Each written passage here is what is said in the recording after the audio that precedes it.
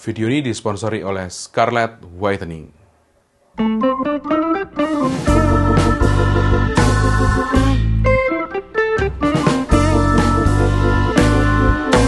Selamat datang di Good News, kabar bagus. Hari ini kita ada di rubrik baru di Good News yang namanya sejujurnya aku belum tahu, belum aku putuskan.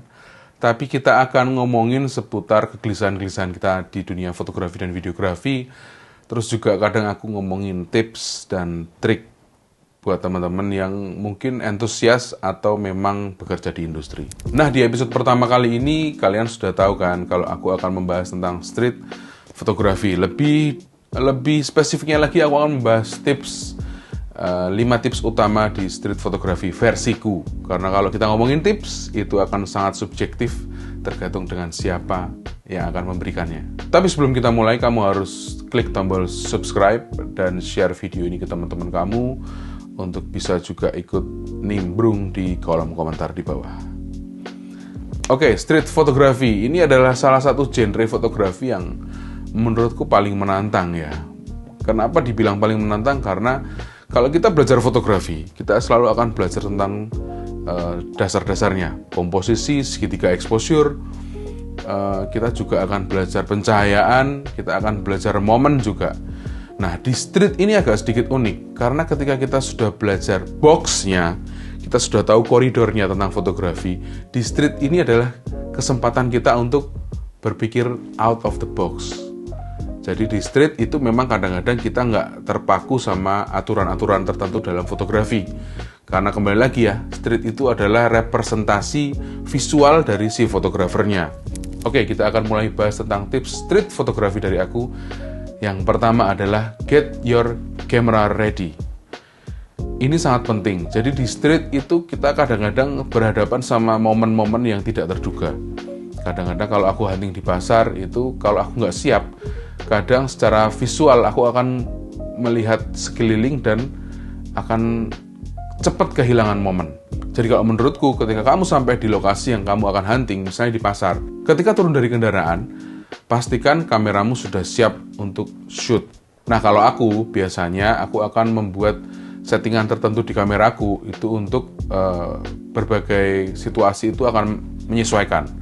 Kayak misalnya di situasi seperti ini, itu aku akan menggunakan settingan aperture priority dengan spot metering, yang mana aku akan bisa membuat gambar itu lebih ke menyelamatkan highlight-nya dan menjadi sedikit seperti siluet. Nah, tapi di skenario lain, aku akan menggunakan mode manual karena aku sudah hafal betul dengan skenario pencahayaannya. Jadi kalau di street itu kan kita nggak bisa mengatur cahaya, kita hanya bisa merespon cahaya.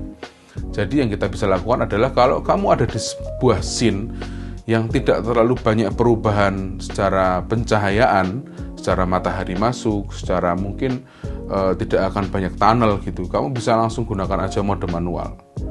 Karena kalau kita mode manual, kita akan selalu dapat meteringnya di mana. Kalau misalnya tadi aku cerita ya, aku akan selalu metering di highlight ketika kita ada di luar ruangan yang konstan cahayanya, itu akan lebih enak dengan mode manual.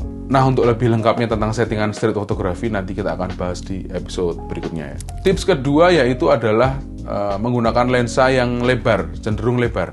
Kalau aku street itu sangat suka di fokalnya yang 35 mm ke bawah. Jadi 35, 28, bahkan 21 atau 16 mm di full frame itu akan sangat menyenangkan buat street. Karena ketika kita ngomongin street fotografi, kita berada di scene yang sama dengan subjek kita. Berarti kita harus menggunakan lensa yang lebar. Kalau misalnya aku menggunakan kameraku yang ini, aku akan pakai di lensa di 35 mm atau di 28 fix. Jadi aku bisa mendapatkan perspektif yang unik dan juga aku bisa sangat dekat dengan subjek.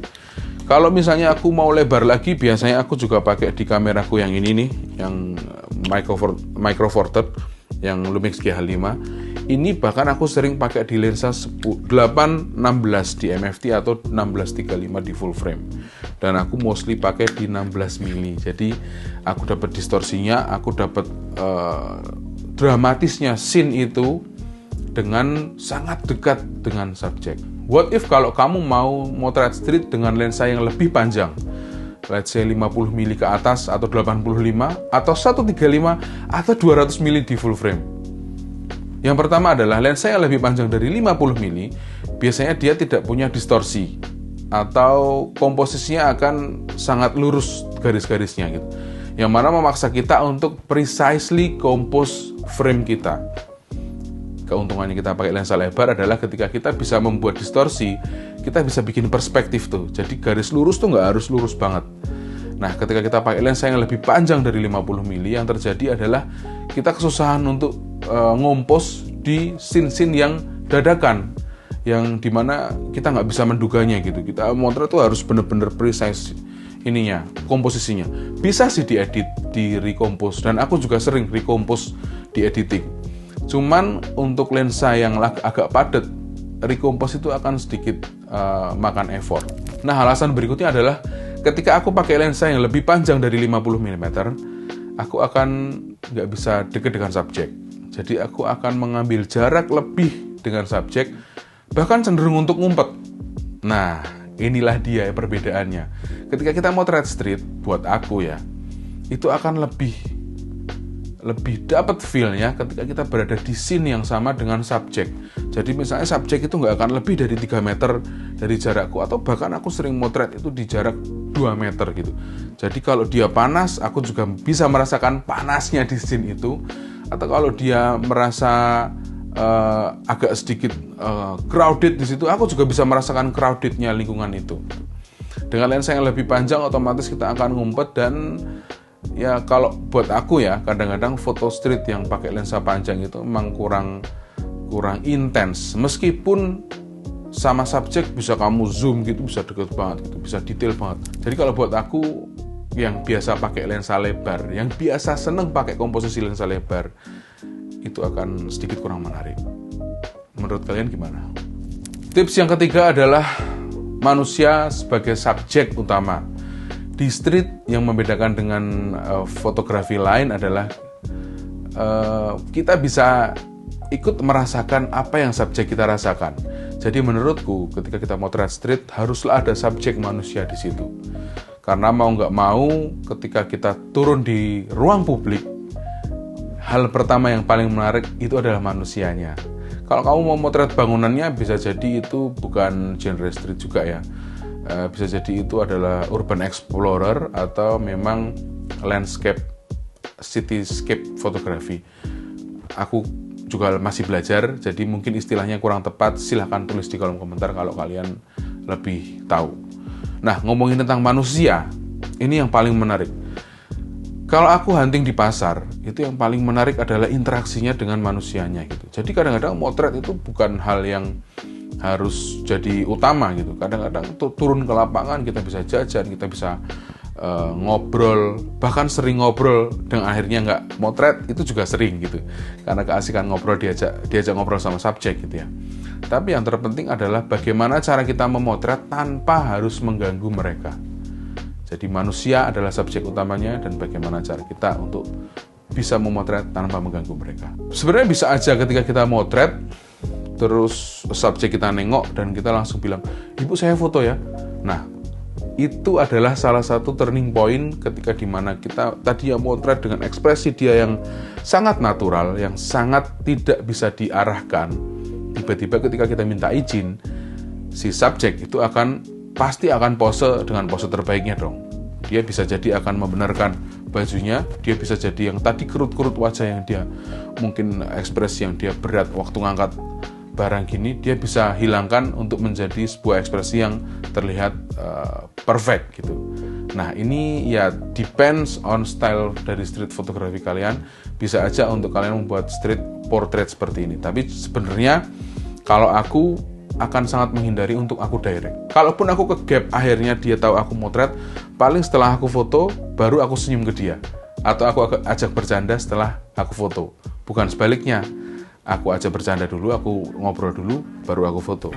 Oke, sebelum kita lanjut ke tips berikutnya, aku ada info sedikit. Karena ya, I've got to pay the bills, guys. Jadi sponsor kita hari ini, Scarlet Whitening, mengirimkan ke aku ada Acne Serum sama Glow Tanning Serum. Tunggu dulu. Kenapa channel fotografi, kenapa seorang cowok harus peduli sama kulitnya. Nah, ini yang penting guys. Jadi, kalau aku syuting, itu kadang-kadang, aku udah cerita di episode sebelumnya juga ya, itu kadang-kadang siang hari panas gitu, yang itu bisa ngerusak kulitku gitu. Terutama ketika kalau aku syuting, aku selalu pakai pomade.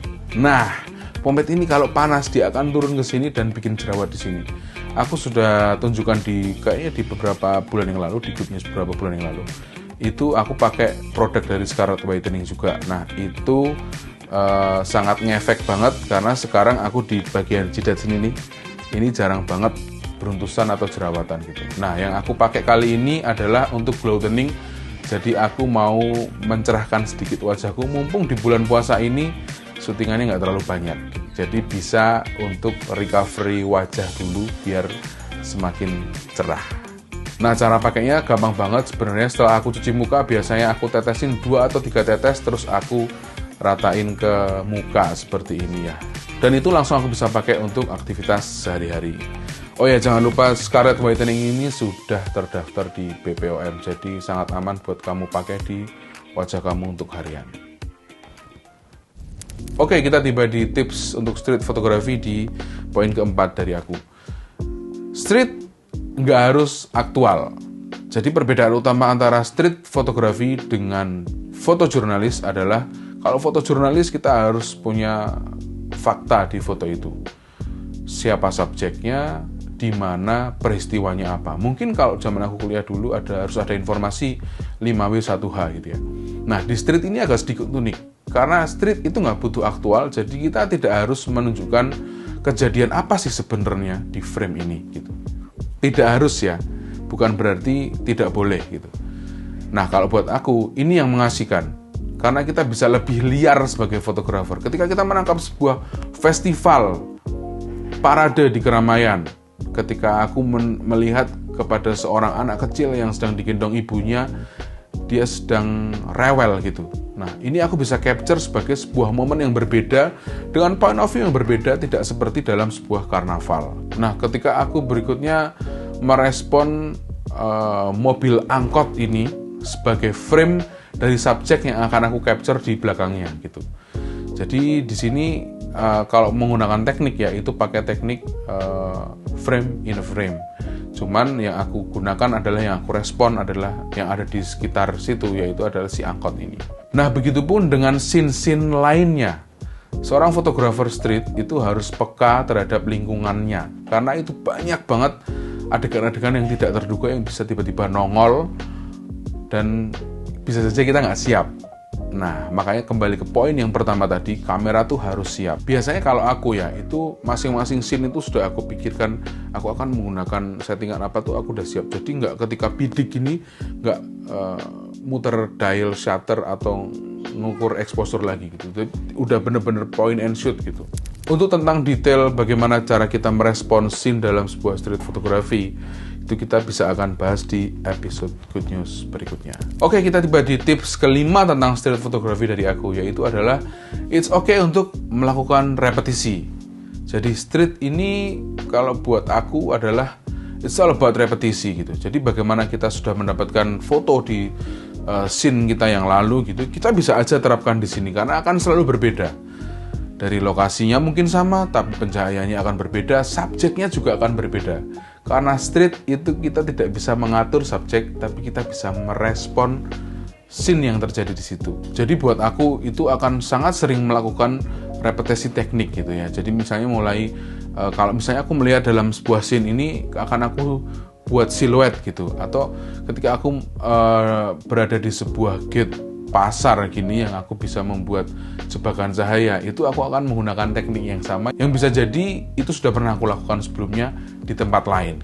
Street itu tidak berusaha mengimpresi siapapun. Jadi ini adalah representasi dari mata fotografernya, dari pikiran fotografernya. Jadi kamu tidak harus membuat orang lain kagum. Itu bisa jadi keuntungan buat kamu, karena dengan ini kamu bisa terus belajar untuk mendapatkan foto yang bagus di street fotografi. Itu dia 5 tips tentang street fotografi dari aku Di episode ke depan aku tawarkan ke kalian untuk membahas salah satu dari dua topik yang aku tawarkan ini. Yang pertama adalah tips settingan untuk kamera di street photography atau pilihan lensa favoritku di street photography. Jangan lupa share, subscribe, dan follow Instagram saya @bagustikus dan Instagram @huntingpasar_id. Sampai ketemu di Good News berikutnya.